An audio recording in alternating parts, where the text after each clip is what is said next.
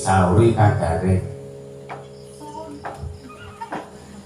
ning nyauri kapan lho saiki yo Anu bae. Gandeng ronggon ki bayar babar pisan sesuk.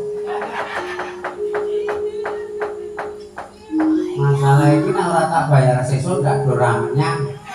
Aku ngerti kok. Angger iku metune pira dicoba. Ah, do ngeblong sing keri nek ngantek ra cucuk. Kula ning ngene sesuk babar pisan. Dadi babar pisan sesuk ku ora ana apa-apa dipenruki wong akeh mlasu.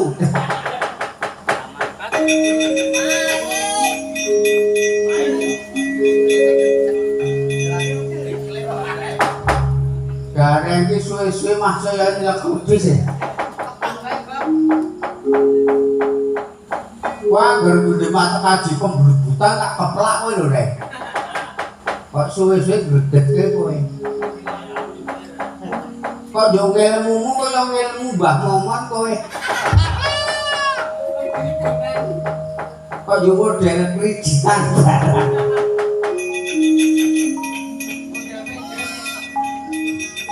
Ya saking ngene Gareng.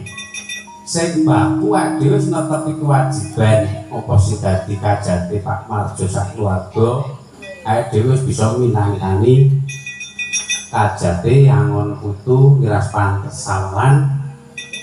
Yo ngiras pantes karo hari ulang tahun kawin Mas Pak Marjo kalian garwa sing kaping 50.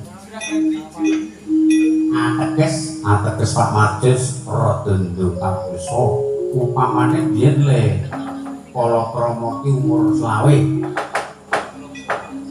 Terus saiki ulang tahun wis ping kaping 50, 20 karo 50 ateges wis 75 tahun. Yo suwane Pak Marjo mbok menawa. Ya alhamdulillah Pak Marjo sak keluarga nyangan sehat, gagas paras kesehatane aduh seneng aku. Muga-muga sak bal panggal iki keluarga Bapak Sumarjo Manggiyo Karaharjan tata titi tentrem ayem-ayem loh jinawi gemah rimah. Allahumma amin.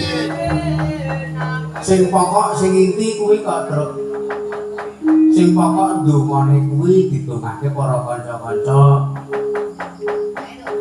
para rombongan kabeh dongake para presiden mergo saka pendungane piyai pirang-pirang mbok menawa sing kuwasa ngabulake omah namung bangsa gendingan barang ora pati penting kaya sing den tuwa-tuwa ngono kuwi alah wis memeng ora ngece kok nesu meneh.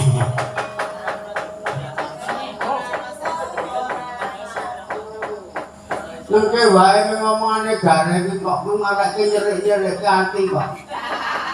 Aku ngomongane Gareng iki ngareke emosi kok. Ning aku kelingan wis ben karang nek sing dengane Gareng ku ora. Kan di perasaan sing peka dadi pomreh kok rasa otak ora duwe kok. Otake Gareng kira kan ngilih ora iso mikir. Ngomong kok sabrut-sabrut ora kesi jantung ora kena. Senajan tuwa tenan ki ora kena. Nyinggung nek ngono kuwi iki. Ya ora. Saru. Tak jotos kok nek. Ngene iki lecik omong. Mula dari iki gemang melu kowe omongan atas kan. Apa kleru kok oleh ku omong guyon iki guyon kene ngantek wektu ngono kuwi busirno bukerno kuwi kesentuh. Tersenil. Sentuh wae. Ngerti nek wis tuwa kok dijak. Jan borat-borat bumakmur barang ku aja digarapi nek bojone wis sepuh. Nek ana sing tuwa sapa sing arep maju. Kae nek yo ana wong mati jatuh. Kayak kesinggung kayak paling anu kayak cara itu paling sensitif tenan kok punya cara macamnya buas mbok wong ki sing alus Kaya anakmu wedok kuwi halus. Raketan batin iki bubrak-babrek. Aku nggak ngomongnya sinden ki yo warna-warna. Apik wayange mau karo sinden ki. Oh. Angger sekan goro-goro ki yo Pak Saribot koma tengah.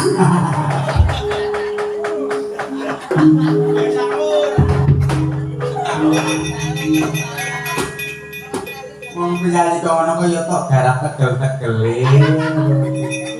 Kaki paling ora pangkate sarjana pensiunan. Kowe iki menungso apa ora ngerti tatanan. Jalur urip ora tak tata kok ben. Upama iso nata wis biyen-biyen ora kok saiki. Ayo. Kowe dek kembang kaya bangun. Upamane tembangane sing apik kan. Manut aku to. Iya. Ojo kuwatir. Arep sinom arep apa. Mbak Momon rasa kok nembang. Wong gak diwatuke bliru. Kok nembang. Bu Kirno nyuwun. Aku seneng karo Bu Kirno. Najan rada sepuh ning luwes ngene. Manis. Rayu. Karo kolek. Aku anggar anu piyayu manis ngono kuwi rek. Karo kolek gratisan.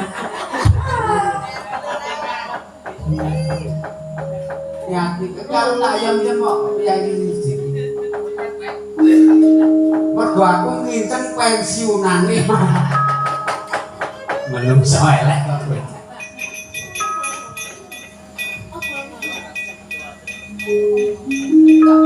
Apa Bu Kirno arep sinam apa jare dure war Sinam mawon melok.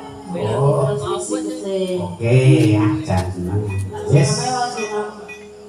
Dan suwe ra ngetel sinom.